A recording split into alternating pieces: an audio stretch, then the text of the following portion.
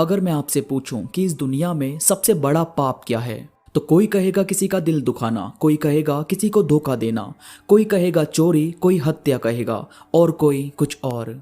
यानी अलग अलग लोगों के लिए पाप अलग अलग कैटेगरी में डिफाइन होता है। अब ये उनके ऊपर है वो किस तरह के नेचर के इंसान हैं, किस तरह के लोगों के आसपास रहे हैं या क्या सोचते हैं। उन्हीं के हिसाब से वो अपनी लाइफ बिताते हैं और उन्हीं के हिसाब से वो अपने पाप की कैटेगरी को चूज करते हैं। पर इस दुनिया में 7 ऐसे पाप हैं जिससे लगभग हर तरह का व्यक्ति होकर गुजरता है या होकर गुजर रहा है। इसमें सबसे पहले है लस्ट यानी हवस। हम में से हर एक बंदा इस चीज से कभी ना कभी होकर गुजरता ही है, जब उसके प्यार में और उसके लस्ट में उसे कुछ ज्यादा फर्क नजर नहीं आता।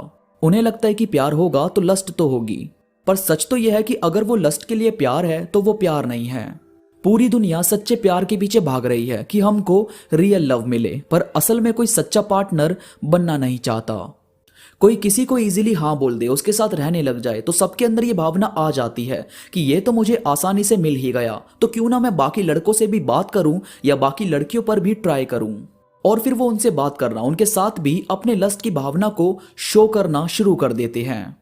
जबकि यार अगर प्यार में लस्ट है, यानी किसी एक इंसान जिससे आप लॉयल हो, जिसके साथ आपका उम्र भर का साथ है, उसके साथ अपनी इस फीलिंग को शेयर करोगे तो ये आपके स्ट्रेस को कम करेगा, आपको एक अलग ही फीलिंग देगा।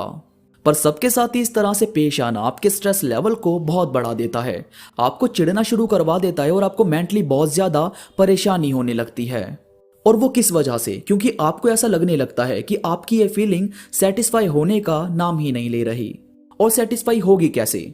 आपने तो इस फीलिंग को सबके साथ ही बांटा हुआ है ना, तो एक से मन भरेगा, फिर दूसरा कोई शख्स ढूंढोगे और दूसरे से मन भरेगा तो कोई तीसरा।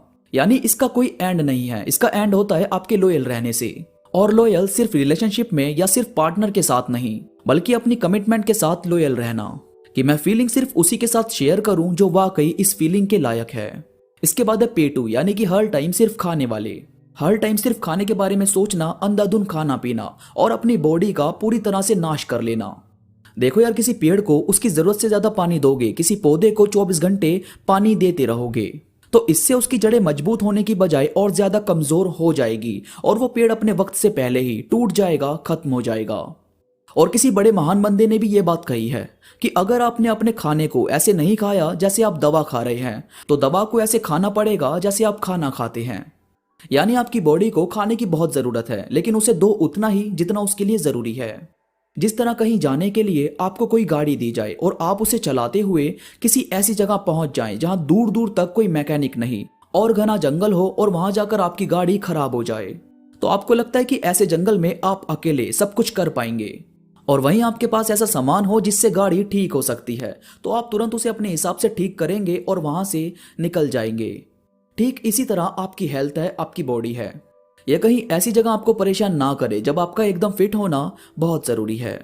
इसके बाद है लालच।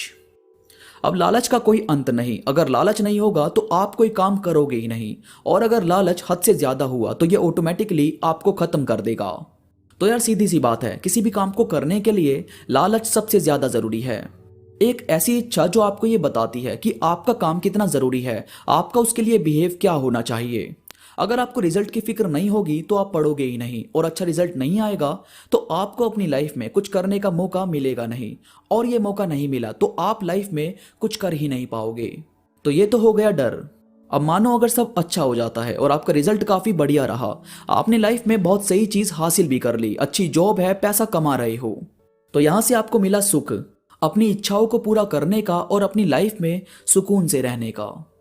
तो ये हुआ एक तरह का लालच कि मुझे वहां तक पहुंचना है। तो मेरी नजर में पॉजिटिव लालच होना फिर भी ठीक है, यानी भूख होनी फिर भी ठीक है, पर सिर्फ अपने बारे में सोचकर उठाया गया कोई भी कदम। जैसे किसी के पापा के पास बहुत पैसा है और वो सोचता है कि किसी भी तरह ये सारे पैसे मेरे नाम हो जाएं और मेरे भाई को एक पैसा भी ना मिले, और इसके लिए वो धोखे से सारे कागज अपने नाम करवा कर सब अपने नाम पर करवा लेता है, और यहां उसके भाई को कोई पैसा नहीं मिलता।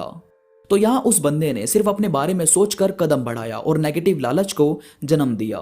तो भाई ये चीज आपकी पूरी लाइफ को स्पॉइल कर सकती है, क्योंकि इंसान की नजरों में फिर भी बचा जा सकता है, पर परिस्थिति की और अपने कर्मों की नजर से ना कोई बचा है ना बच पाएगा। खैर, आज की वीडियो में सिर्फ 3 पॉइंट ही मैंने जाहिर किए हैं, अगली वीडियो यानी इसके सेकंड पार्ट में मैं आपको बताऊंगा इसी वीडियो के 4 और पॉइंट्स, और वो वीडियो भी बहुत इंटरेस्टिंग होने वाली है। अब आप चाहते हो मैं उस वीडियो का सेकंड पार्ट बहुत जल्दी लेकर आऊं, तो भाई इस वीडियो को लाइक करो दबा के और कमेंट 200% करो। इसके साथ ही शेयर करना मत भूलना। तो अभी के लिए बस इतना ही, मैं मिलूंगा आपसे नई वीडियो के साथ, तब तक के लिए धन्यवाद।